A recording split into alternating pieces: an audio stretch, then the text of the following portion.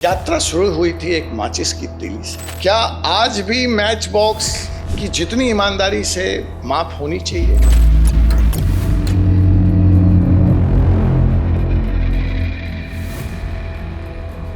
रेजगारी नहीं मिल रही थी तो उपभोक्ता वैसे ही परेशान। तो कहीं जाओ तो आप चेंज नहीं है तो टॉफी चॉकलेट दे दिया। पकड़ा देते। एक बार एक दुकानदार ने एक औरत को निरोध पकड़ा दिया।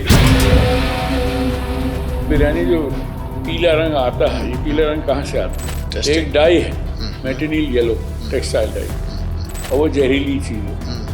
आम हलवाई उसी डाई को आपके इसमें डाल देता है। एक वो बेहदा ऑयल एल्ट्रेशन ट्रेजेडी, उसमें करीब 30-40 लोग तो मारेगा और 400 से 500 अपाहिज हो। यहीं से एक सवाल आता है कि आखिर दूसरे इंडियन एनजीओ ये क्यों नहीं कर पाए, ये कट सी क्यों कर पाए? इसका तो क्या हमारे डीएनए में कोई प्रॉब्लम है? इंडियन डीएनए सिस्टम में कोई प्रॉब्लम है? एनजीओ के डीएनए सिस्टम? रामविलास जी में सुनने की क्षमता थी, ये नहीं कि अपनी अपनी बात बक करते थे जैसे कई लोग करते हैं, खासकर ब्यूरोक्रेट्स हैं, कुछ पॉलिटिशियंस भी हैं। सुनते कम है और बोलते ज़्यादा हैं। Many things Modi ji has done is fantastic, which no other prime minister did in the past. Maybe a person like Rajiv Gandhi was, of course, politically immature, and he got stuck in that Bofors scandal. He just couldn't do any work, for example. Otherwise, he was another good prime minister. Vajpayee, Atalji was another great prime minister we had. But I don't think Atalji had that kind of vision the way what Modi ji has. Modi is visionary.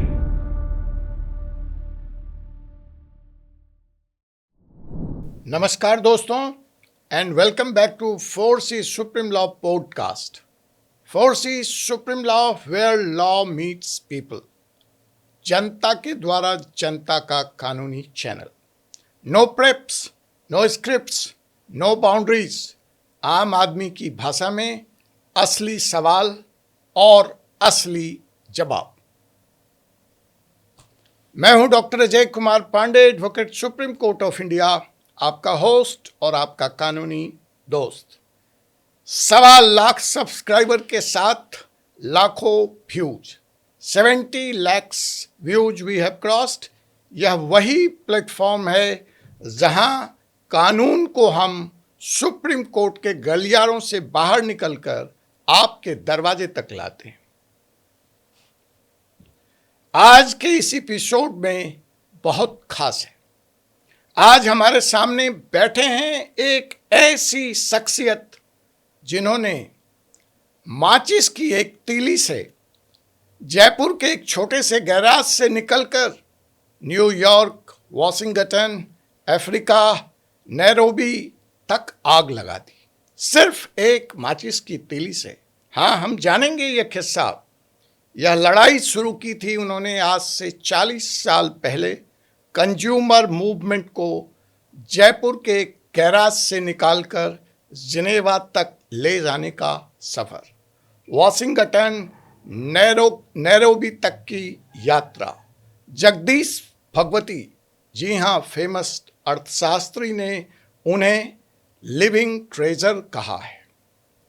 Pascal lemme ने उन्हें the Indian कॉबिडन कहा है। भारत की consumer movement के पितामह, अगर मैं उन्हें ऐसा कहूं तो यह अतिशयोक्ति नहीं होगी। जी हाँ, हम बात कर रहे हैं one and only mister Pradeep S Mehta की, founder secretary general CUTS International. Sir, फोर्सी सुप्रीम लॉ पार्टनर के इस ऐतिहासिक एपिसोड में आपका स्वागत है। बहुत बहुत धन्यवाद दोस्तों। मैं आज के इस खास एपिसोड की शुरुआत करूं उसके पहले एक लाइन में, वो तो वैसे मेहता साहब किसी परिचय के मोहताज नहीं हैं, लेकिन एक लाइन में मैं उनका तारुफ आपसे कराना चाहूँगा। प्रदीप मेहता जी ने सन 1983 में 1983 में CUTS, consumer unity and trust society की नींव रखी। आज कट्स के office Geneva, Washington DC, Hanoi, लुकासा, एक्रा, नैरोबी तक विश्व के अनेक शहरों और देशों तक फैले हुए हैं। सर ने प्लानिंग कमीशन की task force on competition policy chair की, World Bank, UNCTAD UNCTAD, OECD के एडवाइज़र रहे और एक दर्जन से ज़्यादा किताबें लिखी। और इनकी जो अभी की सबसे रिसेंट किताब है, और उनकी यह किताब है supreme Court and the Indian economy. तो बिना टाइम वेस्ट किए सर शुरू करते हैं हम आज का अपना यह खास एपिसोड, अगर आपकी इजाज़त हो। स्वागत। मेहता साहब, इंडिया के लोगों ने आपको फादर ऑफ कंज्यूमर मूवमेंट कहा, लेकिन यह यात्रा शुरू हुई थी एक माचिस की तीली से। वो स्टोरी क्या थी? क्या आज भी मैच बॉक्स की जितनी ईमानदारी से माफ होनी चाहिए हो रही? मैं समझता हूँ कि जो माचिस की तीली की बात करी आपने, ये मैच बॉक्स में कानूनी आवश्यकता है कि 50 तीलियाँ होनी चाहिए। हम कुछ मित्र बैठे बैठे शाम को स्क्रैबल खेल रहे थे, तब ये उठ के आया कि हम लोग तीनों ही स्मोकर्स थे उस ज़माने में, 80s में, कि ये माचिस के बॉक्स में है छोटी सी चीज़। उस समय शायद 4 आने की आती थी, 4 आने नहीं 25 पैसे आज के। तो किसी भी उपभोक्ता को ये नहीं महसूस होगा कि उसके साथ ठगाई हुई है। लेकिन इसके अगर राष्ट्रीय स्तर पर अगर इसको एग्रीगेट करके देखें तो उस समय 200 करोड़ की माचिस भारत में बिकती थी, 200 करोड़ रुपए की। तो आप सोच लें, अगर 15% का एवरेज अगर कमी हो, आप तो वकील हैं, आप जानते हैं, वेट्स एंड मेजर्स एक्ट एक बना हुआ है जी, जिसके अंतर्गत हर एक मानदंड दिए हुए हैं कि क्या होना चाहिए, नहीं होना चाहिए। माचिस के लिए उन्होंने 10% का वेरिएशन रखा था, यानी 45 से 55 तीली होनी चाहिए एक बॉक्स में, लेकिन 50 ज़्यादा कभी मिलती नहीं थी। 55 क्यों नहीं होती थी? तो ये दूसरी बात ये है पांडे जी, ये एक ऐसी चीज़, माचिस और नमक, ये 2 उपभोक्ता वस्तुएं ऐसी है जो अमीर से अमीर और गरीब से गरीब उपभोक्ता उसका क्रैक करता है, खाता, यूज़ करता है, कंज्यूमर है। हाँ, कंज्यूमर है। तो हमने देखा कि वैसे तो और भी बहुत सारी चीज़ें हैं, जैसे सीमेंट के बोरे हैं, तो उसमें भी कमी होती थी हमेशा। सीमेंट प्लांट में भी हमने पता लगाया कई बार, जो 50 किलो का बैग होता है लेकिन 50 किलो कभी नहीं होता था उसमें। बहरहाल आम आदमी को समझाने के लिए कि ये आपका अधिकार है कि आपको पूरी मात्रा में माचिस में तीलियाँ मिलनी चाहिए, और नहीं मिल रही तो आप इसको चुनौती दीजिए। और उससे हुआ क्या, कोशिश हमारी थी कि उपभोक्ता अपने अधिकारों के प्रति जागरूक हो। तो ये एक हमने अच्छा हमको नमूना मिला उनको, उपभोक्ताओं को जागरूक करने का। तो तब से आज तक कितनी जागरूकता उपभोक्ता को लेकर, और माचिस की तीली क्या फिर आजकल आपने गिनी? फिर नहीं गिनी थी। आजकल तो वैसे भी आप देखेंगे कि तो स्मोकिंग बहुत कम होगी जी, और फिर लाइटर वगैरह भी है। ऐसे मैंने ऑल्टरनेटिव मेथड्स भी हो गए। तो मैं नहीं समझता कि माचिस में, हाँ, लेकिन उसके बाद हमने ज़रूर देखा था हर एक मैन्युफैक्चरर कोशिश करता था कि 50 तीली कम से कम हो। बहुत बढ़िया। तो उसका प्रभाव तो देखा था, लेकिन वो तो एक किस्सा था। मानी जी, उस ज़माने का किस्सा है ये, 80s का आपने सुना होगा, आप भी काफ़ी आपकी उम्र है। आज के लोगों को मालूम है, रेजगारी की समस्या थी। जी, आपने सुना होगा जी, रेजगारी नहीं मिल रही थी, तो उपभोक्ता वैसे ही परेशान। तो कहीं जाओ तो आप चेंज नहीं है तो टॉफी चॉकलेट दे दिया, पकड़ा देते थे। एक बात, एक दुकानदार ने एक औरत को निरोध पकड़ा दिया, अरे बाप, झापड़ भी मार दिया। मैं बता रहा हूँ मैंने इस तरह से। तो रेजगारी की समस्या के लिए भी हमने 44 राजस्थान के विधायकों से हस्ताक्षर कर ज्ञापन हमने भेजा भारत सरकार को, ये आप रेजगारी की समस्या तुरंत कम कीजिए। फिर उस ज़माने में तो रेजगारी बहुत महत्व रखती थी। जी जी। आज के ज़माने में 4 आने 8 आने में कुछ नहीं मिलता। हाँ, तो थोड़ा पेटीएम के आने से सब भी रुपए के आधार पर, और अब तो वैसे भी डीपीआई हो गया। हाँ हाँ, तो डिजिटल काफ़ी सरल हो गया मामला। अब आपको उस समय रेजगारी की जरूरत नहीं, ये नहीं। हाँ, भीख मांगते हैं या मंदिर में चढ़ाते हैं तब जरूर आप रेजगारी, वो भी आजकल करेंसी नोट, आज तो आप भिखारी को रेजगारी दो तो वो तो गुस्सा हो जाता है। गुस्सा हो जाएगा, ये क्या, वो कम से कम 10 रुपये तो एक्सपेक्ट करता ही है। जी। So on. तो एक जागरूकता जो हमने उससे शुरू की, उससे हमको बड़ी सफलता मिली। उसके अलावा ऐसे और भी कई मुद्दे थे जो कि हमारे उपभोक्ताओं को ठगते थे। मैं एक मुद्दा मैं आपको बताना चाहता हूँ, जो भी मैंने गाँव में जाके जब इसका प्रचार करते थे उपभोक्ता अधिकारों का, ये प्रचार किया कि ये जो आप ये पुलाव या बिरयानी जो पीला रंग आता है, ये पीला रंग कहाँ से आता है? एक डाई है, मेटेनिल येलो टेक्सटाइल डाई, और वो जहरीली चीज़ है। आम हलवाई उसी डाई को आपके इसमें डाल देता है, जबकि फूड कलर भी मिलते हैं येलो, लेकिन वो बड़े महंगे होंगे। और तो गांव के अंदर जैसे वो पीला साफा पहना, क्योंकि ये जो रंग है आपका, ये आपके खाने में भी जा रहा, उससे भी जागरूकता पैदा हुई। ऐसे कई मुद्दे थे जिनको लेके हमने और सबसे बड़ी उपलब्धि उस समय जो हुई थी, राजीव गांधी प्राइम मिनिस्टर थे, वो बहुत ही मैंने सेंसिटिव थे, संवेदनशील थे उपभोक्ता अधिकारों से। तो उनके ज़माने में वो कंज्यूमर प्रोटेक्शन एक्ट गठित हुआ, संरक्षित हुआ। पहला जो कंज्यूमर प्रोटेक्शन एक्ट 1986, अब तो 1999 दूसरा एक्ट आ गया जी, सो रिप्लेस करते हुए। यस। उस समय भी हमने बहुत मेहनत करी, लेकिन आप ब्यूरोक्रेसी का हालत देखिए आप। एक तो आपको ध्यान होगा कि उसके पहले एक monopolies and restricted trade practices MRTP act, commission भी होता था उसका, कमीशन भी होता था, जो कि अब कंपटीशन एक्ट हो गया, कंपटीशन कमीशन बन गया। जी जी। तो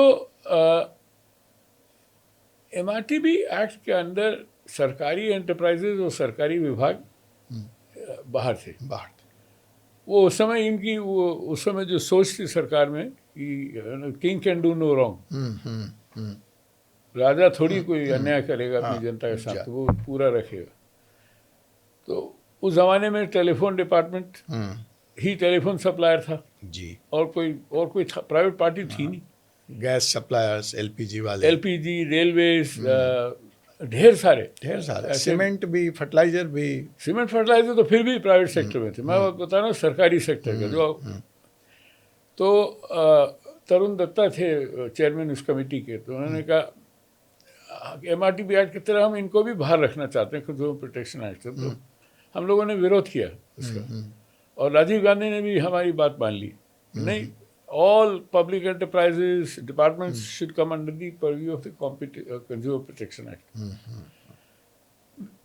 Number one. Number two, the second important thing what we did were Pandey साहब, इन्होंने क्या किया, जो compensation provide करना है उसको उन्होंने उसमें एक सीलिंग डाल दी कि 10 times. This is nonsense. You buy a vial, एक इंजेक्शन का वायल एक रुपये में खरीदेंगे, अगर वो उसमें जहर होगा, आदमी मर जाएगा, तो क्या 10 रुपये उसकी क्या मुआवजा मिलेगा उसको? कोई तुक नहीं है। तो कुल मिला के मैंने काफ़ी एक हमारा दूरगामी प्रस्ताव थे, उसमें मैं राजीव गांधी की प्रशंसा करना चाहूँगा कि उन सब बातों में उनकी बड़ी सोच, बड़ी क्या बोलते, नवीनीकरण की ओर थी, दूर संवेदनशील थे, हाँ, दूरदर्शी थे। हाँ, तो धीरे धीरे तीसरी बात ये थी उस कंज्यूमर प्रोटेक्शन एक्ट में जो हमने किया, एक बहुत बड़ा महत्वपूर्ण कदम था कि कोई भी उपभोक्ता की शिकायत खुद नहीं तो और भी कोई कर सकता है। This was very remarkable. This was very different, so that I can appear before the consumer court, what is colloquially called consumer court, and my complaint can be handled by a third person who may not be even a lawyer. As far as he knows the facts, he can go and argue. और ए voluntary consumer organisation. तो उससे हमको क्या फ़ायदा क्या हुआ? तो voluntary consumer movement in India took a leap, great leap. Now, nearly every state had, consumer groups, उपभोक्ता समूह गांव-गांव में, चप्पे-चप्पे में पैदा हो गए। तो मूवमेंट एक बड़ा अच्छा उस कारण नहीं हुआ कि वो जो हमने प्रावधान रखा था कि शिकायत voluntary consumer organisation on behalf of consumer और कंज्यूमर्स कर सकता है, यानी क्लास एक्शन पावर्स भी दे दिए उस समय। ये तो अब 1999 में उसको थोड़ा उन्होंने और थोड़ा एक्सपेंड कर दिया। और कुछ तो बाबू लोग जो जानते नहीं है इतिहास, वो अभी भी कहते हैं कि क्लास एक्शन हम लेकर आए। अरे क्लास एक्शन तो हमेशा था, हमने किया केस, आपको बता रहा हूँ क्लास एक्शन का एक मैटर। बैंक ऑफ बड़ौदा में कलकत्ता में लंबी स्ट्राइक हुई, 53 दिन चली, 40वें दिन हमने हस्तक्षेप किया। कलकत्ता में उस ज़माने में एक तो चूंकि मैं अबंगाली हूँ, तो वैसे ही लोगों का एक अलग एक दृष्टिकोण रहता है। अरे आपने तो नॉन बंगाली, आपने why are you doing this, and so on. उसकी चिंता कभी। कंज्यूमर प्रोटेक्शन एक्ट में एक और हमने अच्छा काम किया था, कंज्यूमर प्रोटेक्शन काउंसिल्स बना दी थी, central council and every state had a council. तो मैं शुरू में Rajasthan council, West Bengal council और सेंट्रल काउंसिल तीनों का सदस्य बन गया। तो मेरी पकड़ और समझ और पहचान काफ़ी बढ़ गई थी उससे। तो हमने वो मैटर वो बेहादा ऑयल एडल्ट्रेशन ट्रेजेडी हुआ, उसमें करीब 30-40 लोग तो मारे गए और 400 से 500 अपाहिज हो गए।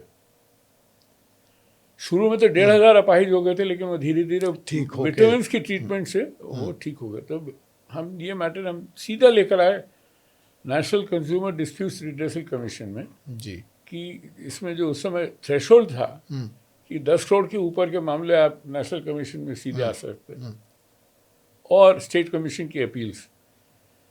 तो हमने आर्ग्यूमेंट किया कि उसको फिर नेशनल कमीशन ने एडमिट कर लिया कि मैटर को, और पार्टी हमने बनाया वेस्ट बंगाल गवर्नमेंट। वो गरीब भंडार जो दुकान था जिसने वो मिलावट की थी, और कलकत्ता म्यूनिसिपल कॉर्पोरेशन को भी हमने किया, क्योंकि Calcutta municipal corporation was the local authority for checking violation of the prevention of food adulteration act, PFA act उस जमाने होता था, अब तो चेंज हो गया जी, अब तो फसाई हो गया जी, फूड स्टैंडर्ड्स। तो उस समय fortunately West Bengal government appointed a very good lawyer, Jyoti Basu के भांजे थे, अमल दत्ता, ने सुलझे हुए और बड़े शालीन आदमी थे, और जस्टिस एराडी थे चेयरमैन नेशनल कमीशन।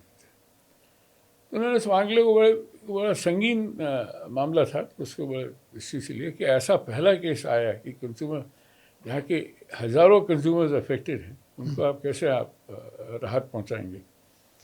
तो हुआ ये कि अमल दत्ता को बनाया उन्होंने, अमल दत्ता आया तो अमल दत्ता ने कहा ठीक, उन्होंने मेडिकल बोर्ड बना दिया, और काफ़ी जो विक्टिम्स हैं उनको हर एक को कुछ न कुछ सहायता, जैसे एक जो वहाँ का वो Behala oil adulteration tragedy, victims का जो चेयरमैन था एक मोहम्मद बारशद अली, मजिस्ट्रेट रह चुका था वो। तो उसको उसको ट्राईसाइकिल भी मिल गई, मोटराइज ट्राईसाइकिल एंड वगैरह वगैरह जैसे चीज़ हो सके। तो मेडिकल बोर्ड ने बड़ा अच्छा इसका एग्जामिनेशन किया, एक पेशेंट को इसका किया, और उसका रिकॉर्ड बन गया। Very good. दूसरी बात बहुत ज़रूरी थी पांडे जी, आप वकील हैं, आप इस बात को समझेंगे कि कंज्यूमर प्रोटेक्शन एक्ट 1986 में आया और 1988 से लागू करना शुरू हुआ। उसके पहले तो स्टेट्स भी दे वर ड्रैगिंग द फीट, हमारे पास पैसे नहीं है, ये नहीं वो नहीं, आपको अगर ये एक्ट इम्प्लीमेंट करना है तो हमको फंडिंग कीजिए। आप किया सेंट्रल गवर्नमेंट ने थोड़ी बहुत फंडिंग, लेकिन मैंने जो संवेदनशीलता जो होनी थी स्टेट गवर्नमेंट की वो बड़ी कमजोर थी। वो हमने बेहाला एडल्ट्रेशन ट्रेजेडी में भी देखा। म्यूनिसिपल हमने कहा म्यूनिसिपल कॉर्पोरेशन इज लायबल, वो उन्होंने एडमिट किया फॉर्चुनेटली। बहरहाल आगे कुछ वो केस चलता रहा। वो कॉम्पेंसेशन के मामले के अंदर नेशनल कमीशन बड़ा कंजर्वेटिव, उस जमाने में आप मालूम है हमारे जजेस बहुत कंजर्वेटिव रहते थे, सोचते थे कुछ नहीं हो। जबकि एक एस्टैब्लिश प्रिंसिपल ऑफ लॉ है that you award the damages on the capability of the perpetrator and not on the amount of harm done. जो भगवती ने उसको दिल्ली ओलियन लीग केस के अंदर किया था, उसको रेफर किया था। बहरहाल वो तो किया नहीं उन्होंने, और जो करते करते हमारे साथ वकील भी साथ में लग गए थे प्रो बोनो यहाँ दिल्ली में। मैं कलकत्ता से आना जाना होता था। हमारे लिए एक वो मेरे लिए खैर जुनून है ये भुगतान आंदोलन, और इसी से आगे बढ़ के काफ़ी। एक और जो महत्वपूर्ण मामला हमने किया, जैसे कंज्यूमर प्रोटेक्शन एक्ट में उन्होंने ये ज़रूर कर रखा था जुरिस्डिक्शन है, ऑपोजिट पार्टी जहाँ है उसका उस वहाँ के फोरम का भी जुरिस्डिक्शन है। आपको याद होगा उस जमाने में जैसे अपन बात कर रहे थे थोड़ी देर पहले, हर चीज़ तो शॉर्ट सप्लाई में रहती थी। स्कूटर्स भी शॉर्ट सप्लाई में, मोटर कार ऑर्डर अलग, स्कूटर ऑर्डर अलग, सबके अंदर हर एक में ब्लैक मार्केट। राजीव गांधी ने सबसे पहले लिबरलाइज किया तो टू व्हीलर मार्केट को, 2-3 लाइसेंस इशू करवा दी, और सबके सब आगे लोहिया मशीन्स लिमिटेड करके कानपुर में एक बनी, LML लिमिटेड। आप विश्वास नहीं करेंगे, LML लिमिट की तो छत भी नहीं बनी थी, और उन्होंने करीब नहीं तो 28 करोड़ रुपए एडवांस इकट्ठा कर लिया। नहीं, लोग तो ऐसे पागल थे कि देखिए कमाने का मौका है। मुझे अभी याद है एक डॉक्टर आया, 8 बुकिंग, उसकी भाई तुम 8 स्कूटर खरीदते क्या? अलॉटमेंट आता और तुम बेच देते। क्या तमाशा है ये। एनीवे, एक रिटायर्ड, अच्छा कंज्यूमर फोरम में हर जगह रिटायर्ड जजेस लगते हैं as chairman, either state commission हो या डिस्ट्रिक्ट फोरम या national commission. And some state commission and national commission have more than one retired judge. So I went to Kanpur before the one particular case I took called RT Ajwani versus LML Limited. Okay. And I appeared before this Mr. VC Jain थे उस समय president of the Kanpur district forum. मैंने आपको बताया कुछ ही states में implement हुआ था। राजस्थान उत्तर प्रदेश ने क्या किया, दोनों ने डिविजनल लेवल के ऊपर कंज्यूमर फोरम बैठाया with jurisdiction over all the districts under that division. Andhra Pradesh was the first state to have, Bihar was the first state to have one district forum and one state commission. Then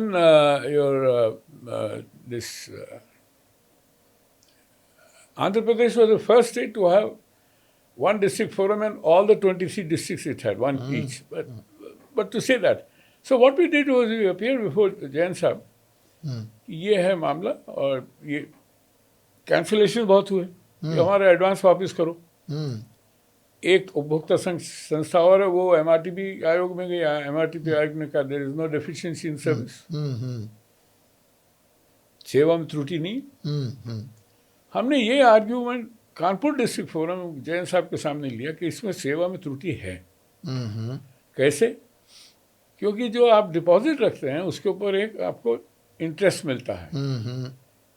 आप अगर refund लेना चाहेंगे तो 10% मिलेगा, और अगर आप एडजस्ट कराएंगे तो उसमें 15% मिलेगा आपकी बुकिंग के अमाउंट। तो जैन साहब ने कहा बिल्कुल you are right, there is a deficiency in service, सेवा में त्रुटि है। इस आधार पे मैं ये ऑर्डर पास करता हूँ कि ये ऑर्डर ऐसे किसी भी और मामले में भी लागू होगा। तो that was a very innovative exercise, use of the Consumer Protection Act that we made, opposite jurisdiction, class action order, that this will apply to all such cases which come before me. Very good. So these are some very innovative things. यहीं से एक बात निकली कि माचिस की तिली से शुरू हुई लड़ाई LLM, भेस्पा और बेहाला, और बहुत सारे केसेस हैं, मतलब Behala, bank of Baroda, strike का आपने मैं कहा और फिर मैं भूल गया। हाँ जी। तो गैरेज से आपने नहीं, पांडे साहब, बैंक ऑफ बड़ौदा के मामले में स्ट्राइक में तो मेरे को तो धमकियां भी मिली। ट्रेड यूनियन वाले जो थे, और खासकर और बंगाली वो भी बंगाली, वो भी बंगाल में। हाँ, और वो भी आप जब नॉन बंगाली है हाँ, तो वो साला एक अलग वहाँ की साइकोलॉजी। हाँ। तो और उस दौर में जब हाँ। वाइस चांसलर के उस पे काला पोत दो और अच्छा, बेहाला का वो किस्सा बताता हूँ। निर्मल बोस फॉरवर्ड ब्लॉक के मिनिस्टर थे फूड एंड सप्लाईज के, पश्चिम बंगाल से। तो सेंट्रल काउंसिल की मीटिंग में मैंने जब ये बात उठाई तो निर्मल बोस उठ के कहते, इन्होंने he is not from Bengal, he is from Rajasthan.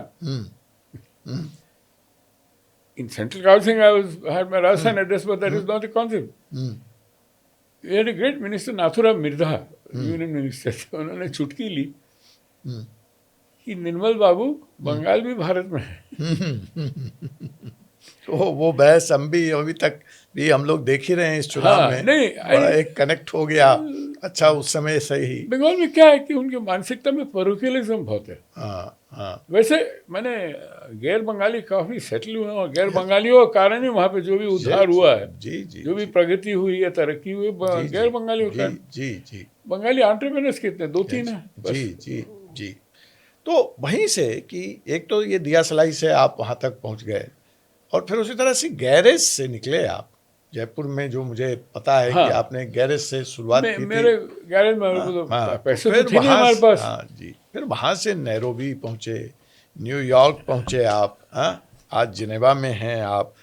तो अगर मैं वाशिंगटन डीसी में पहुँचे आप,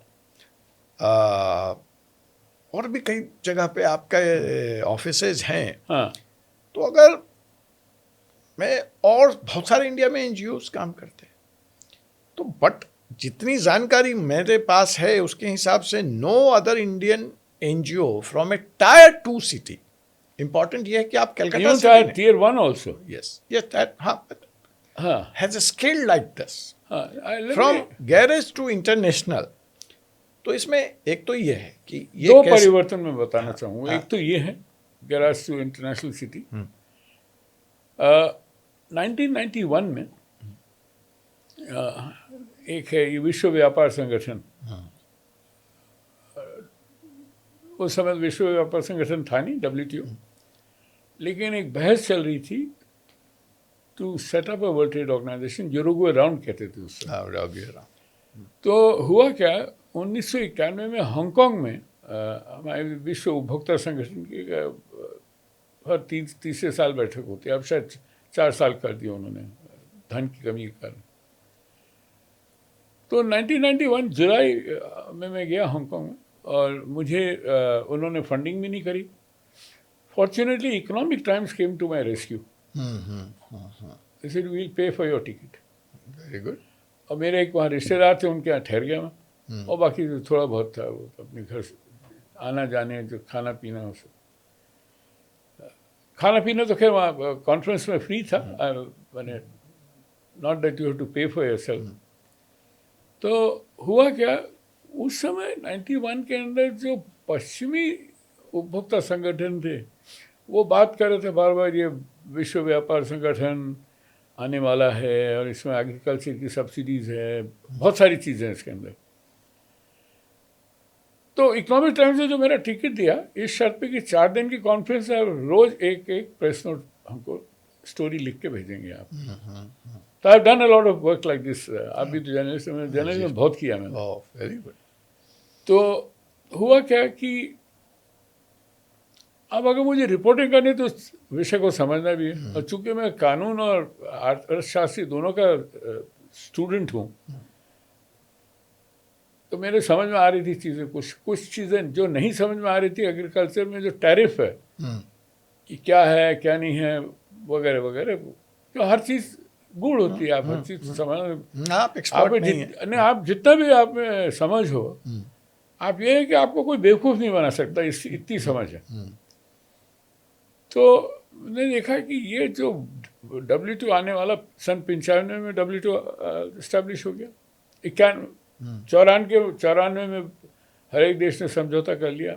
भारत सरकार भी फाउंडर मेंबर है। गैट था पहले, general agreement on trade and tariffs. Yes.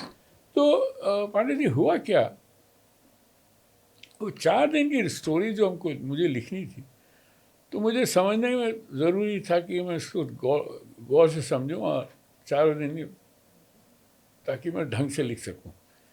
और एक एक डिस्पैच मेरा 800,000 वर्ड 800,000 वर्ड का वो लोग छापते भी थे, 3 कॉलम 4 कॉलम। तो उस समय महसूस ये हुआ कि पूरे ग्लोबल साउथ में, यानी दक्षिणी देशों के अंदर उपभोक्ता संगठन जो हैं वो तो यही, उनका तो सोच यही है कि 1 किलोग्राम में 1000 ग्राम होनी चाहिए। लेकिन उपभोक्ता अधिकार जो है इससे ज़्यादा व्यापक है, जिसको हम कहते हैं उपभोक्ता कंज्यूमर वेलफेयर, कि जितनी पॉलिसी जो बनती हैं, और ट्रेड पॉलिसी तो खासकर तो सीधा कंज्यूमर से जुड़ी हुई है। तब 91 से हमने ये काम करना शुरू किया। और फॉर्चुनेटली उस समय कॉमर्स सेक्रेटरी थे यहाँ तेजेंद्र खन्ना, जो लेफ्टिनेंट गवर्नर भी रह चुके हैं जी। माशाल्लाह, बहुत कम आदमी जिसमें दूरदृष्टि थी, सब कुछ था, और सहानुभूति भी थी, और उन्होंने हमको बहुत सपोर्ट किया, नंबर 1। नंबर 2, एक जर्मन पॉलिटिकल फाउंडेशन है फ्रीडरिक एबर्ट स्टिफ्टम, जो SPD, जो सोशलिस्ट पार्टी की संस्था, उन्होंने सपोर्ट किया। इन दोनों के कारण जो है हमने यहाँ पहले तो शुरू किया south Asia, south Asia watch on trade economics and environment के नाम से हमने संस्था खड़ी करी, जो FES सपोर्ट करने के लिए तैयार था कि इन चीज़ों को समझना ज़रूरी है, और इन चीज़ों पे जो हमको हस्तक्षेप करना है अपने सरकार के साथ, वो हम कैसे करें। जैसे भारत में उस समय सबसे बड़ी जो सोच थी और जो लोगों को भय था पेटेंट के ऊपर, कि नीम का पेड़ भी है, ये अमेरिकन मल्टीनेशनल्स पेटेंट करा लेगा, हल्दी करा लेगा। गलतफहमियाँ बहुत थी कुल मिला के, और ये भी स्वाभाविक है, गलतफहमियाँ होंगी। आपको चीज़ें जो मालूम ही नहीं तो क्या, जैसे मैंने आपको बताया कि एग्रीकल्चर क्षेत्र में क्या एग्रीमेंट होगा मेरे को इतनी समझ नहीं थी, तो बाद में तो भारत भुगत रहा उसके लिए, मैं उस पर फिर आऊँगा। तो यही कारण था कि मैंने एक तरह से आप समझिए हमने ग्रेजुएट किया from consumer protection to consumer welfare. Very good. मैंने हमारा उद्देश्य ये नहीं था कि 50 तीली है कि नहीं है, या 1000 ग्राम है कि नहीं है किलो में, लेकिन इन सब के पीछे नीति क्या बनती है और नीतियों का इम्प्लीमेंटेशन कैसे होता। तो एक तो अंतर्राष्ट्रीय स्तर पर काम शुरू किया, यही कारण है कि हम धीरे धीरे बाहर हमने शाखाएं खोली। तो यहीं से एक सवाल आता है कि आखिर दूसरे इंडियन NGO ये क्यों नहीं कर पाए, ये कट से क्यों कर पाया? इसका तो क्या हमारे DNA में कोई प्रॉब्लम है, इंडियन DNA सिस्टम में कोई प्रॉब्लम है, NGO के DNA सिस्टम? नहीं, ऐसी प्रॉब्लम नहीं है, लेकिन आई थिंक अपनी अपनी सोच है और अपनी अपनी क्षमता है।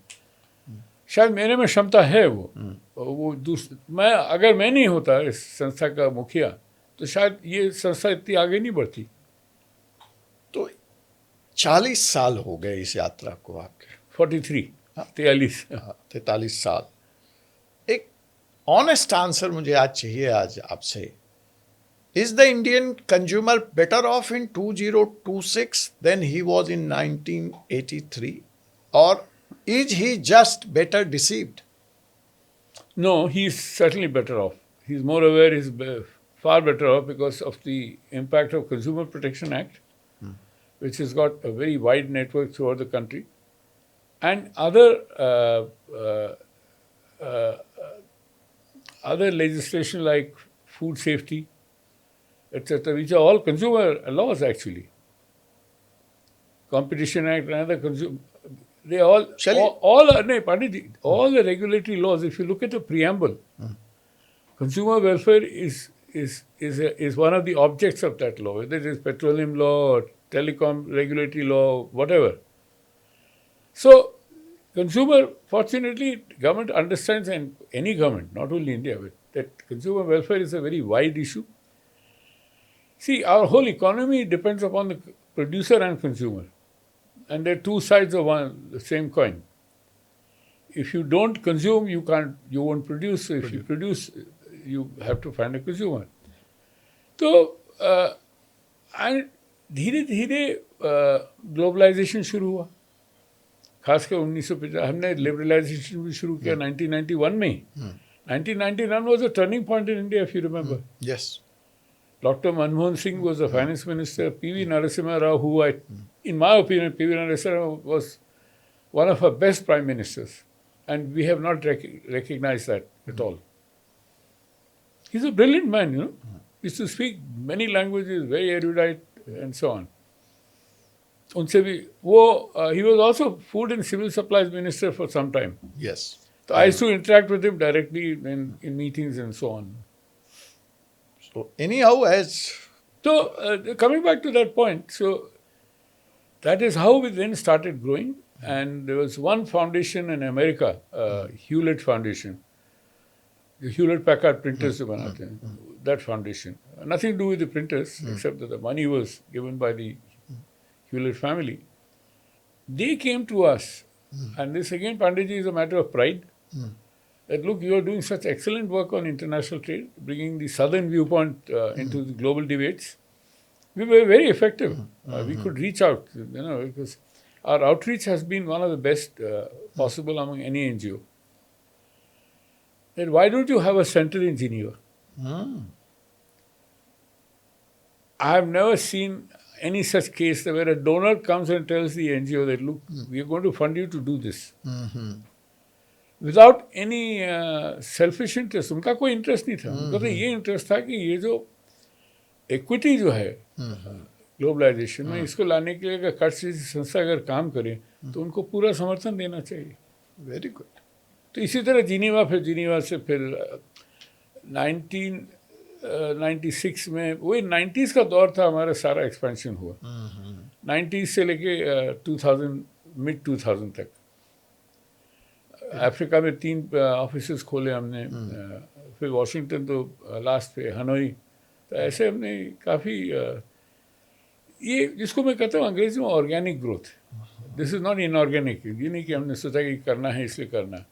डिमांड आई, चला गया. डिमांड आई इसलिए किया. Very good. तो जैसे अभी स्वाभाविक है कि कंज्यूमर वेलफेयर, कंज्यूमर एक्ट तो सरकार आएगी तो सरकार के ओहदेदार भी आएंगे. तो आपने कुछ नाम मेंशन किए, नरसिम्हा राव साहब का, मनमोहन सिंह जी का, अपने राजीव गांधी जी का. तो अब हमारे मोदी जी हैं, 2014 में आ गए. फूड और कंज्यूमर अफेयर्स दिया लोक जनशक्ति पार्टी के जमीनी नेता रामविलास पासवान जी को. और रामविलास पासवान जी के साथ आपके भी बड़े नज़दीकी और व्यक्तिगत काम के रिश्ते भी रहे हैं. तो मेरे लिए भी व्यक्तिगत रूप से ये सेगमेंट, ये जो आज हम बातचीत कर रहे हैं, बहुत मायने रखता है, क्योंकि मैं उन्हीं की पार्टी का फाउंडर, नेशनल जनरल सेक्रेटरी और स्पोक्स पर्सन हूँ. नज़दीक से उनको इन विषयों पर बात करते, देर रात में हम लोगों के साथ, पार्टी कार्यकर्ताओं के साथ बैठ करके हम लोगों के विचार जानते, जनता के दर्द तक को वो पूछते थे. और जब तक वो रहे तो कंज्यूमर अफेयर्स मोदी जी आए थे, उधर उनको बनाया. Foods and public distribution ministry, तीनों उनके पास थी. तो उनके दौर में आया कंज्यूमर प्रोटेक्शन एक्ट 2019. ये नूडल्स वाला भी किस्सा उन्हीं के दौर का है, जब उसमें वो, मैं वहाँ से वो जोड़ के देख पा रहा हूँ कि वो कपड़े के रंग वाला मटेरियल, हाँ, वो फिर मिठाई में, तो वही चीज़ नूडल्स में भी पाई गई थी गोरखपुर में जब जांच हुआ. और फिर वो था lead residue. Yes, lead residue. तो कंज्यूमर प्रोटेक्शन एक्ट पास हुआ 2019 में रामविलास जी के सदारत में, दूसरी बार. हाँ, 1986 में पहला एक्ट हुआ था. ये रिवाइज्ड अमेंडेड एक्ट हुआ. आपने भी उनके साथ बहुत करीब से काम किया. तो अब हम जरा सा इस मूवमेंट में पासवान इरा की बात कर लेते हैं, मोदी इरा की बात कर लेते हैं. तो 2019 एक्ट में CCPA, product liability, e commerce का नया दौर चल गया था. तो ई कॉमर्स रूल, ये जयपुर वैपुर में, राजस्थान में, मध्य प्रदेश में, कई इलाकों में ये सारी जो MLM वाली पद्धति थी उसको चेंज करने के लिए, उसको प्रोटेक्ट करने के लिए वहाँ कंज्यूमर्स को, ये सब मैंने जो देखा, जितना महसूस किया कि पासवान जी की पर्सनल प्रायोरिटी थी.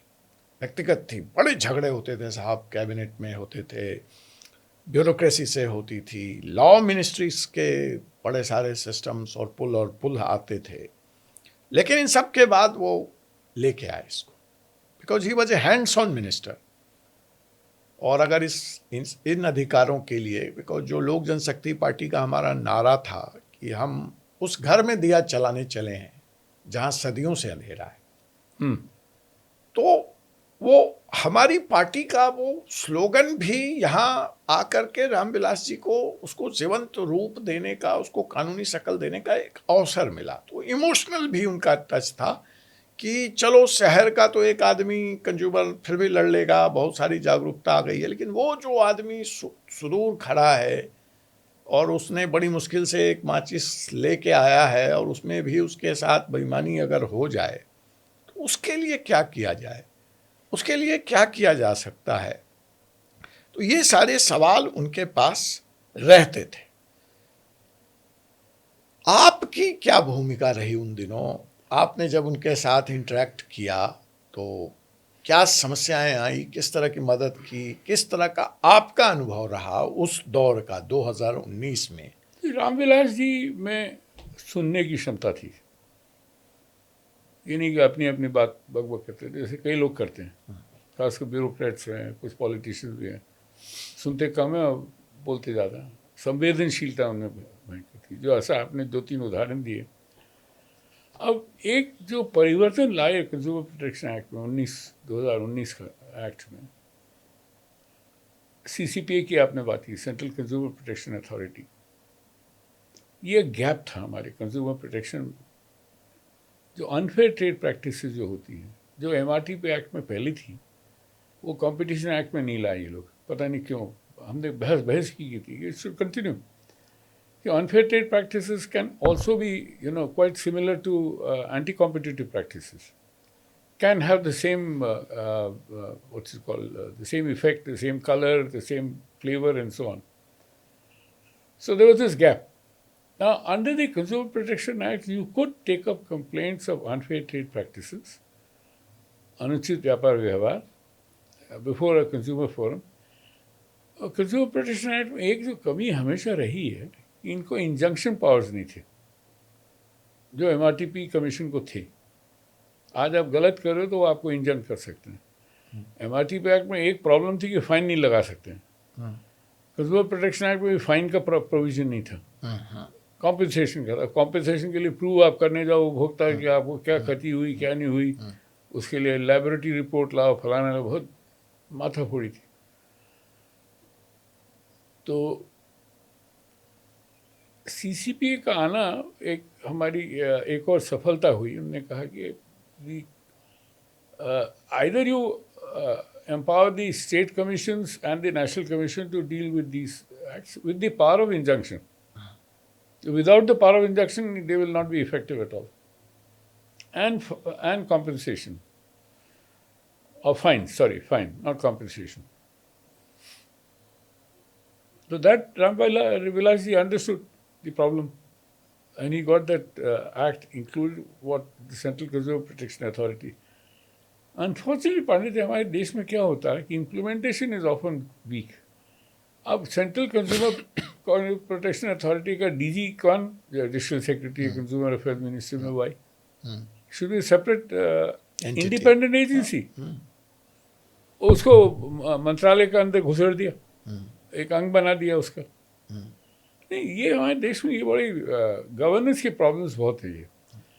इसमें मैं मानता हूँ, अगर आप मोदी जी की बात करें तो मैं उनका बहुत ही तहे दिल से प्रशंसक हूँ कि उन्होंने गवर्नेंस के मामले में बहुत काम किया, बहुत सारी चीज़ें की, जैसे DBT, direct benefit transfer, it's also consumer issue. Yes, consumer issue, totally agree. Corruption has reduced, leakage has reduced quite a lot. So many things Modi ji has done is fantastic, which no other prime minister did in the past. Maybe a person like Rajiv Gandhi was, of course, politically immature, and he got stuck in that Bofors scandal. He just couldn't do any work. For example, otherwise he was another good prime minister. Vajpayee, Atalji was another great prime minister we had. But I don't think Atalji had that kind of vision the way what Modi ji has. Modi is a visionary.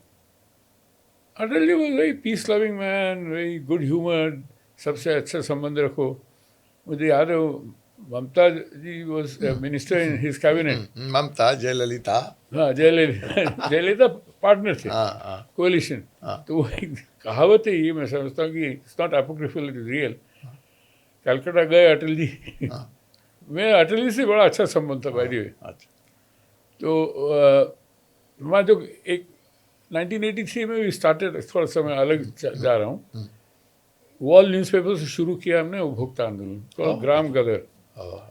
उसका inauguration नवंबर 1983 में अटल जी ने किया अलवर में. अरे वाह.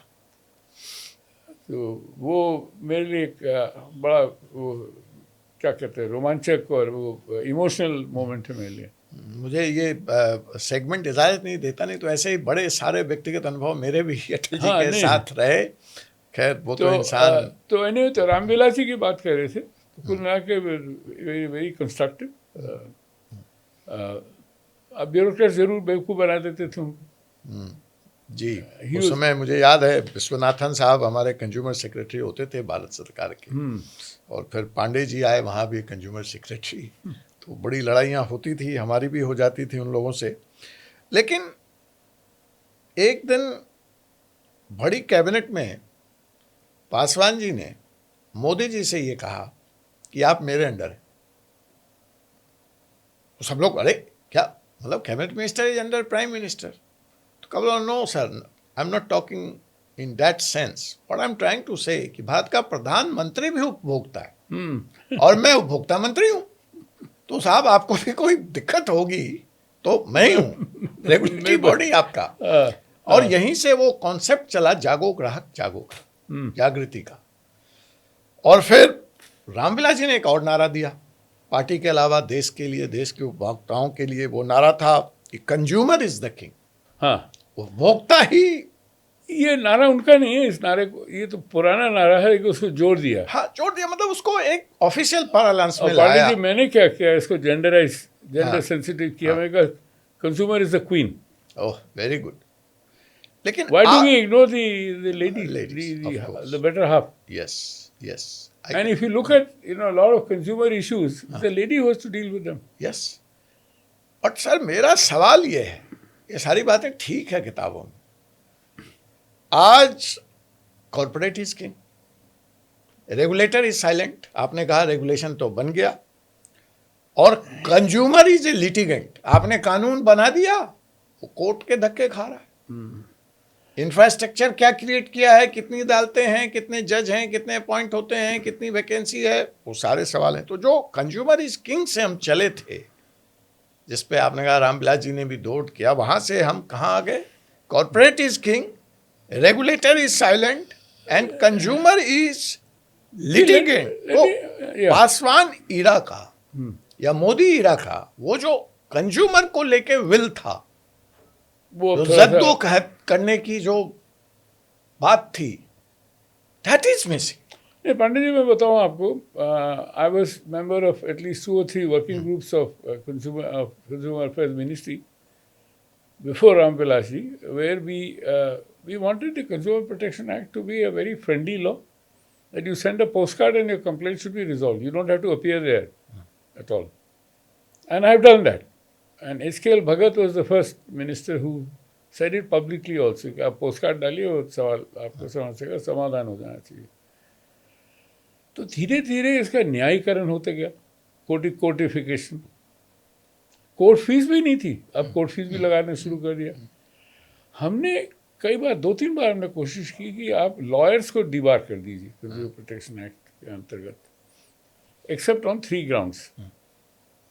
If the complainant has engaged a lawyer, or the opposite party takes the permission of the complainant to engage a lawyer and appear, or third is if the consumer court decides there are issues of law which are complex, so he can tell both the parties, please come through lawyers. एक हमारे यहाँ तो ये है ना सब तारीख पे तारीख का कल्चर ऐसा भयंकर है कि अपने आप जुडिशियल डिलेस तो देखिए तो बुरा हाल है।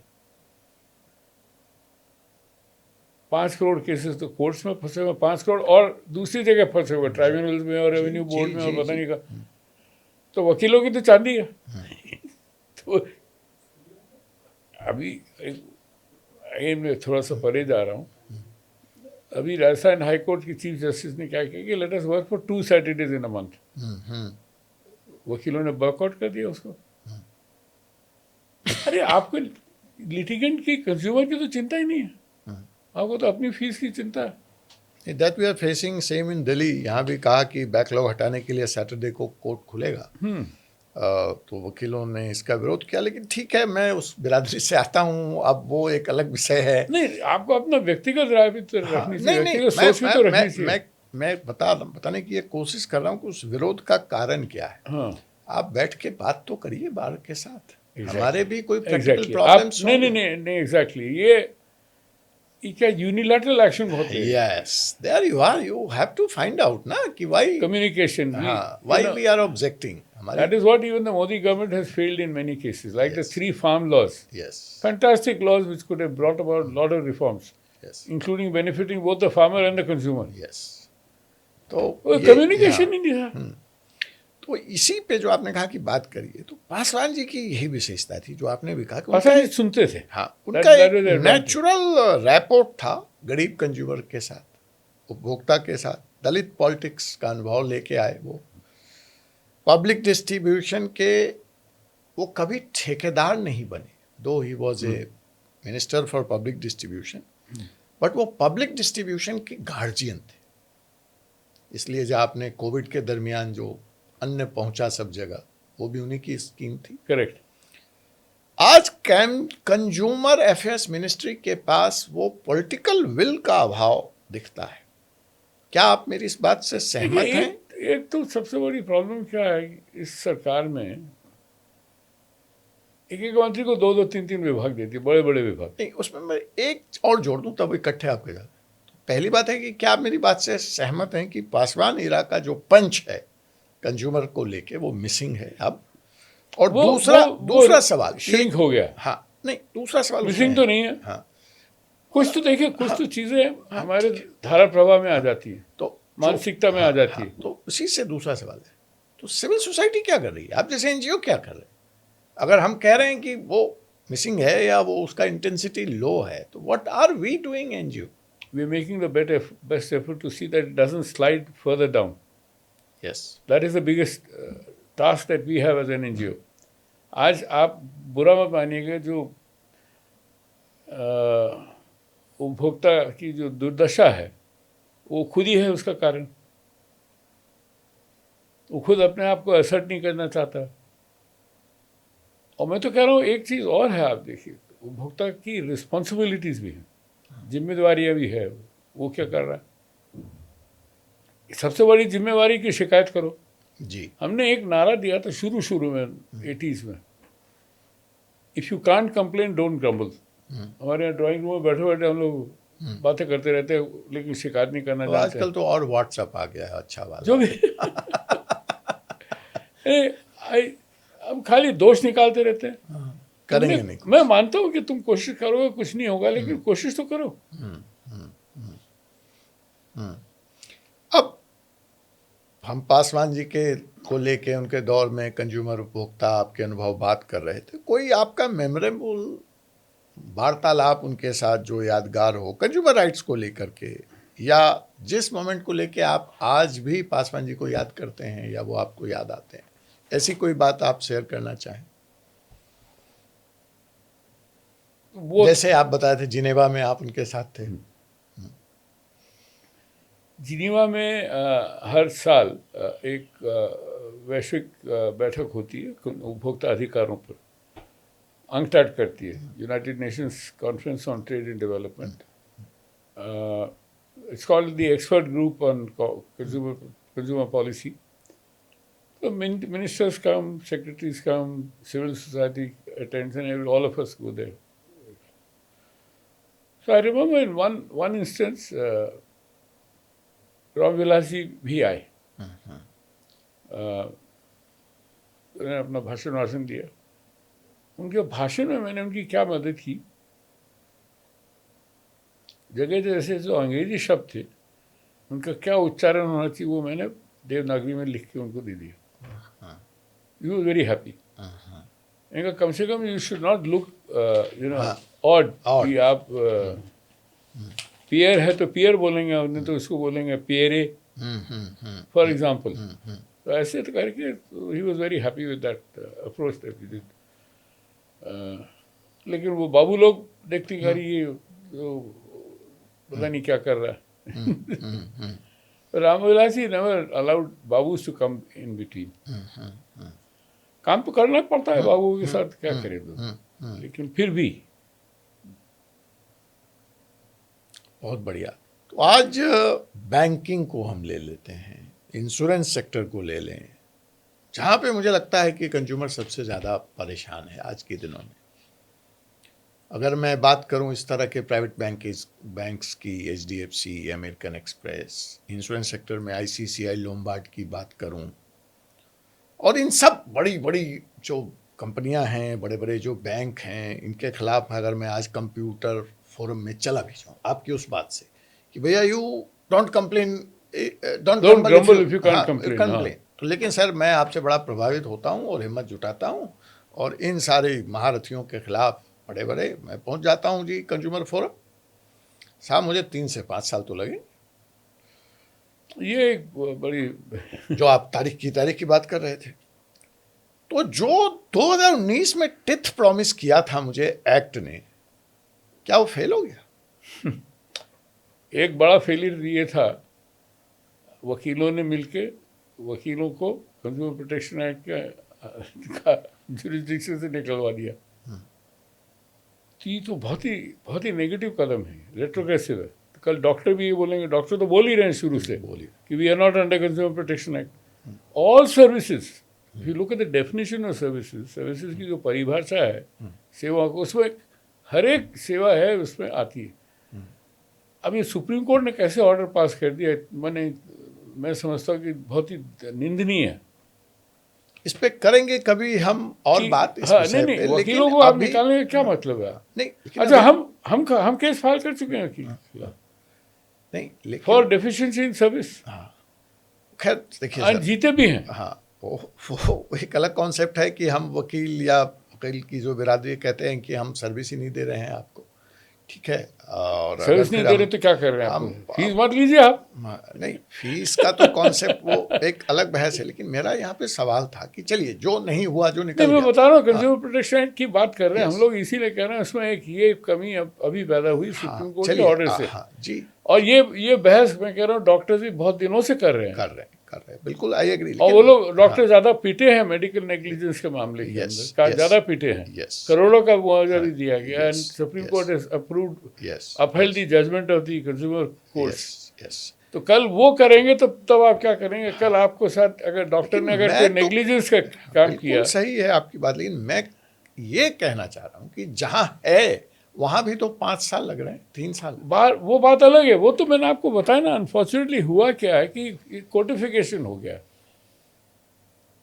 ये हमारी मंशा में, मैं तो I am one of the drafters of consumer protection act, one of the strong advocates, and there is another law which I have helped to float in this country, is Competition Act, but I'll come to that later. So I said the idea was that you send a postcard to this, your case should be resolved. I gave you the example. No, 1 minute. If you have very wise judges like V.C. Jain of Kanpur District Forum in 1988, वो हमारा LML के case के अंदर RT Ajwani, एक complaint के वो उसने class action order निकाल दिया। तो not a class action complaint. Can you imagine what a brilliant जज?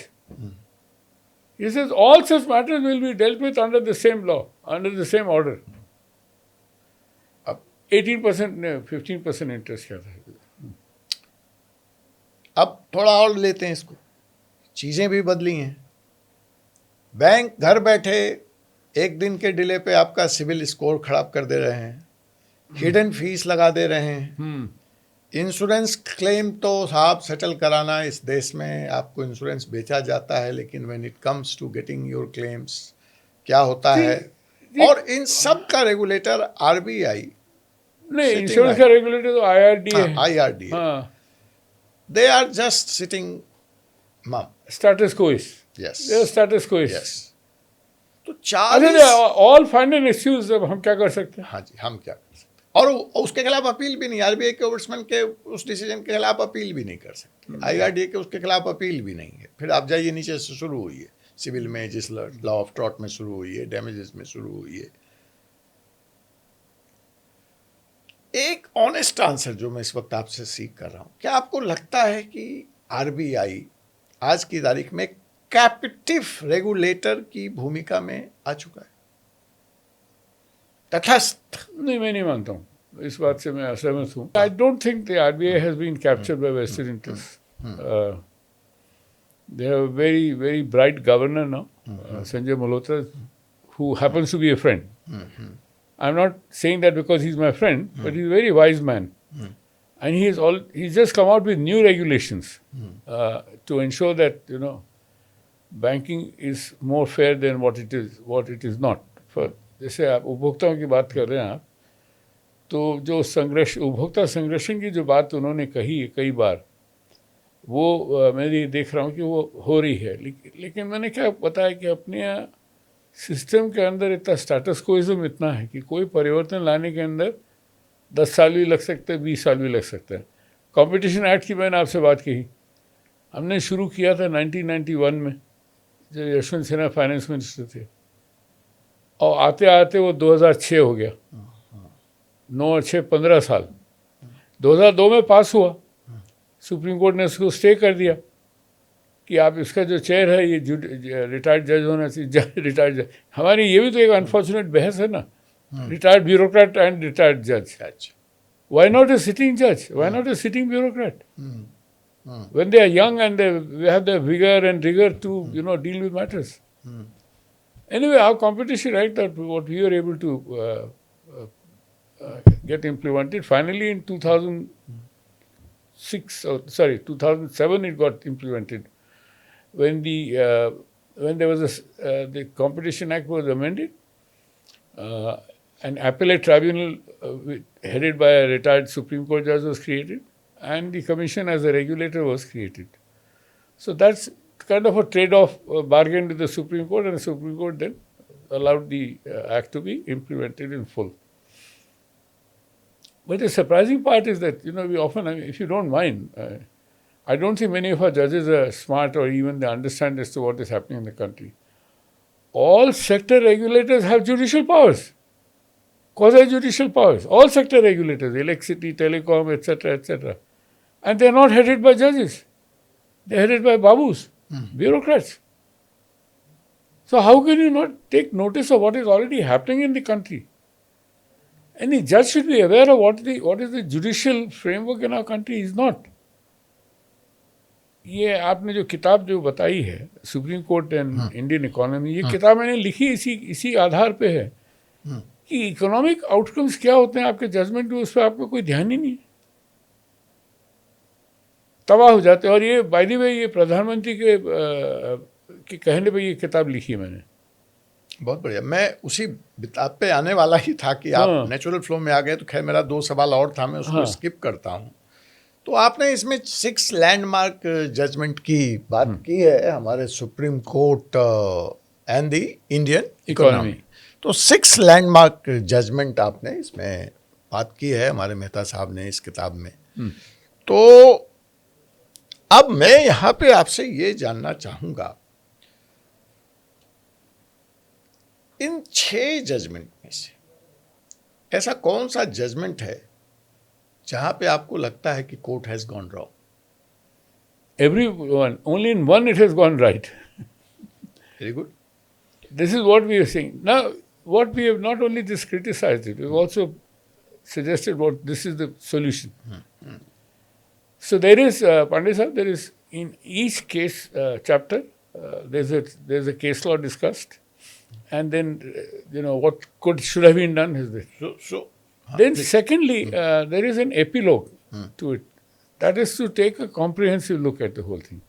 One case study that we have done in this shows the wisdom of the judge, Justice Sikri, Shiv Shakti Sugar ka case, where he used Article 142 to provide comprehensive justice and brought in the principle of economics in this particular case law. We thought that after this judgment, the other judges will be aware. They were not, unfortunately. आपको ये लगता है कि By the way, there is a second volume coming, okay, which deals with cases handled by Supreme Court and by National Green Tribunal. okay, That will be called for judiciary and the Indian economy, because it's not Supreme Court alone. And there we are dealing with these matters which will look at the way how the Shiv Shakti Sugar case decision was not used or referred to at all. Probably there is a fault on the part of lawyers also. Or I don't know, it is not reported in the order. Lawyers may have argued, but one doesn't know. So you mean to say the court oversteps into the policy domain? Yeah. No, see, some judges have very wisely said that, look, this is a policy matter, we are not going to indulge in it. We are not going to interfere in it. Unless, now, see, the cases that we dealt with here, Pandya, you say, the 2G license case. This is a policy issue. 2G, coal block, Coal block, and all of them. Vodafone retrospective tax. Fortunately, Vodafone is now getting relief. But that's an exception. I don't know how others. Matlab, when deciding economic consequences of these judgments were not. No, so therefore, one of the broad suggestions we made is that in any matter like this, which involves commercial matters, the court should set up a committee to advise them. Committee comprising of financial analysts, economists, cost accountants, and so on, which can advise them as to what should be the best step forward, which will not harm the economy. And that is why the Prime Minister asked us to do it, because he was very, very upset with the way all these judgments were coming forward. आपको तो जैसा treasure of consumer movement in India and Bhishma Pitamah, तो बातें तो अंतहीन आपसे चल सकती हैं. मेरे सवाल भी थे PMLA, ED, competition commission of India पे, कि कहाँ पे फिर कभी बात करें. जी, WTO पे, ट्रम्प टेरिफ पे, स्ट्रेटेजिक ऑटोनॉमी पे. एक बात मैं जरूर करना चाहता हूँ, हाँ, अगर आपकी आज्ञा हो. नहीं, जी जी जी. ये world trade organisation is a multilateral order for ensuring that trade relations are carried out on a fair basis among countries. But Trump has screwed up the whole system by tariff, which goes against the WTO principles. So the WTO is now at a standstill, and this is a campaign we have launched, which speaks about the fact that the WTO needs better comprehension, better understanding at the both level, at the policy level and at the grassroots level. So I hope that this campaign can succeed, and I would like you to join it also. Yes, definitely, sir. It's my privilege and an honor, and we will do a separate talk on this, about this campaign. And it is chaired by Shashi Tharoor from India and Pascal Lamy from Paris. Pascal Lamy used to be the Director General of WTO, one of the very well-known names. Yes. तो अब हम लोग last round में चलेंगे, तो कुछ एक जो सवाल रह गए हैं हम छोड़ेंगे नहीं आपको, उसको रैपिड फायर राउंड में एक यस नो में कवर करने की कोशिश करेंगे. उसके बाद हम कुछ आपके पर्सनल लेगेसी और आगे के आपके यात्रा को प्लान्स के बारे में थोड़ी सी बात करके हम इसको आज के इस एपिसोड को यहीं पे विराम देना चाहेंगे. तो साहब, मेहता साहब, ये फायर राउंड है. यहाँ एक सिंपल रूल रहेगा, आपको ऑनेस्ट आंसर देना है, बिल्कुल एक लाइन का, एक सांस में, कोई सोचने की समय नहीं दी जाएगी आपको. No diplomacy, no context. So are you ready? Yes, sir. Okay. Banking, insurance या रियल एस्टेट? किस सेक्टर में कंज्यूमर को सबसे ज्यादा चीट किया जाता है? Real estate. India's most consumer friendly regulator अगर कोई है तो? ट्राई। आरबीआई को एक वर्ड में डिस्क्राइब करने के लिए कहा जाए तो?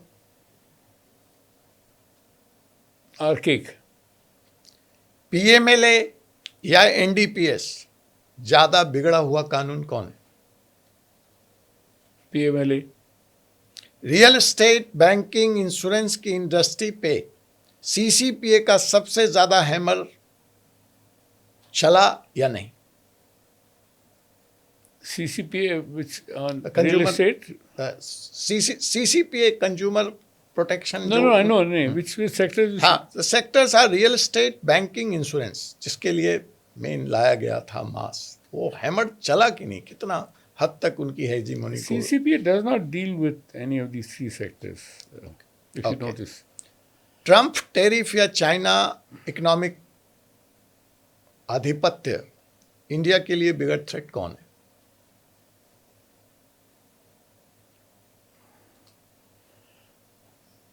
Neither. कंज्यूमर प्रोटेक्शन एक्ट 2019 10 में से कितने नंबर देंगे? 6. आपका favourite supreme court judgement?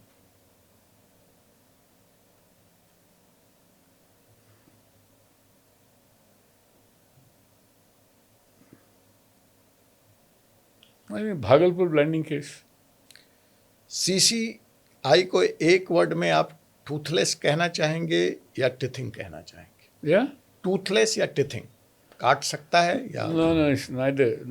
It's hopeless because they appoint chair who have no understanding about regulation. Geneva और जयपुर में से चुनने को कहा जाए कट्स को? जयपुर।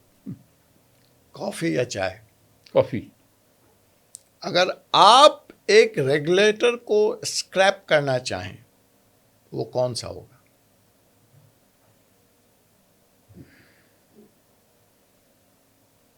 मिनिस्ट्री को स्क्रैप करना चाहूँ, सिविल एविएशन मिनिस्ट्री। और अगर आपको एक नया रेगुलेटर बनाना हो तो आप किसको बनाएंगे? गुड। इसमें थोड़ा सा विस्तार में बोलूँगा। हमारी कोशिश है रेगुलेटरी इम्पैक्ट असेसमेंट करना। आज जो भारत सरकार मोदी जी की जो कोशिश है ईज ऑफ डूइंग बिजनेस, इसमें जब तक कि हम बैड रेगुलेशंस को अगर अमेंड नहीं करें या डिस्कार्ड नहीं करें तब तो आगे नहीं बढ़ेगा। इसके लिए एक इंस्ट्रूमेंट है रेगुलेटरी इम्पैक्ट असेसमेंट, जिसके लिए हम काम कर रहे हैं काफ़ी ज़ोरों से। और चाहते हैं कि आरआईए के ऊपर एक कानून बने और इस कानून के आधार पर अलग अलग प्रांतों के अंदर इसके ऊपर एक कमीशन बने, यूनियन लेवल पे और प्रांत लेवल पे भी। अगर मैं आपसे आपकी पूरी इस यात्रा में एक इंडिया के सबसे इम्पैक्टफुल कंज्यूमर अफेयर्स मिनिस्टर का नाम लेने को,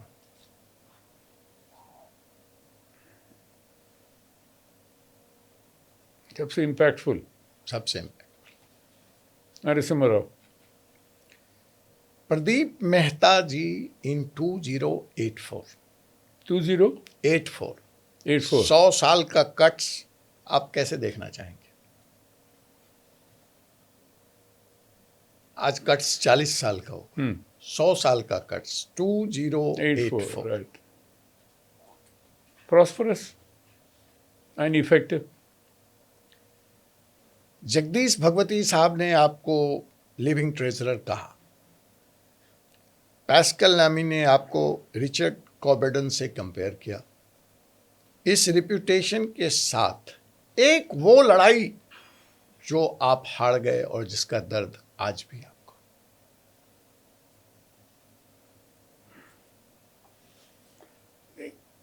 ऐसे मेरी जो फिलॉसफी है, failure doesn't exist in my dictionary.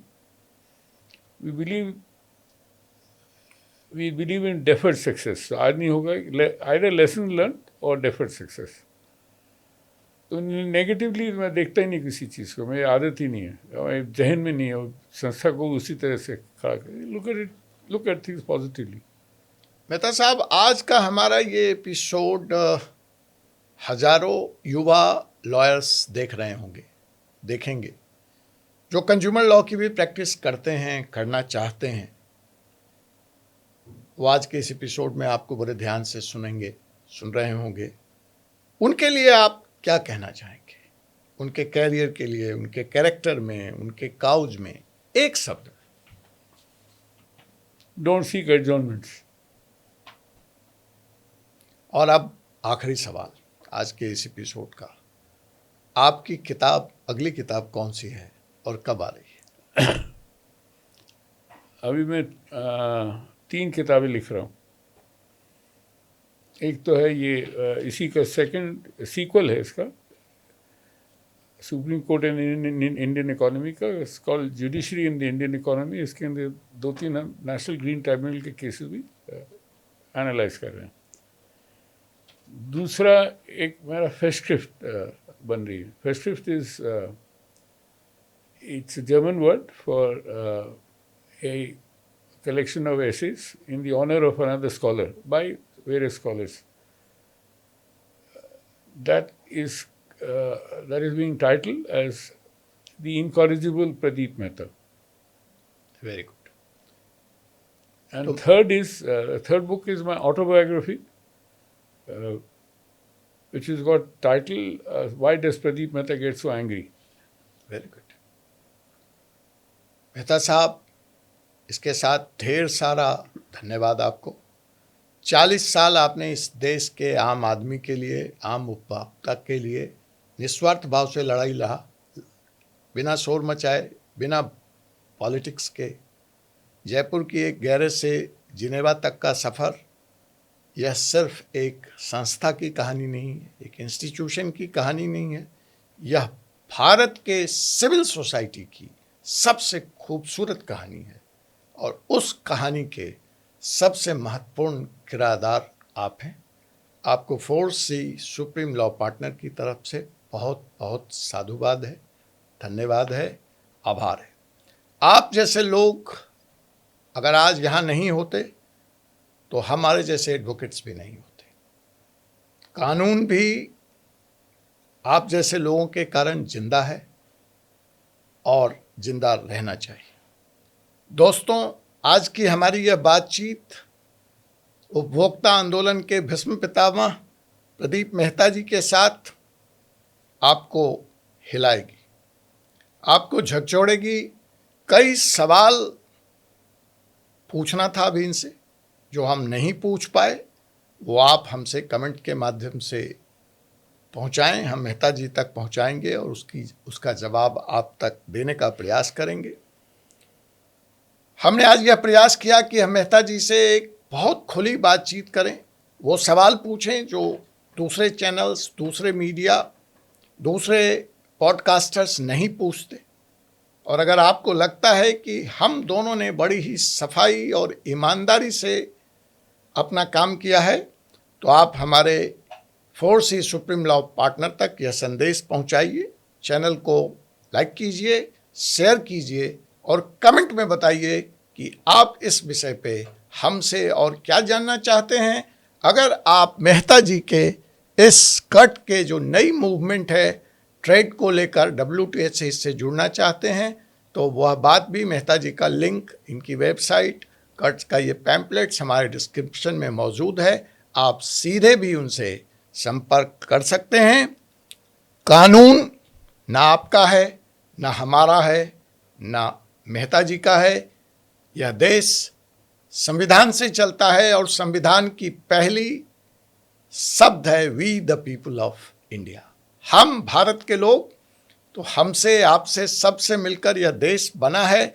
इसलिए उतनी ही जिम्मेवारी आपकी है जितनी मेहता जी की, जितनी हमारी।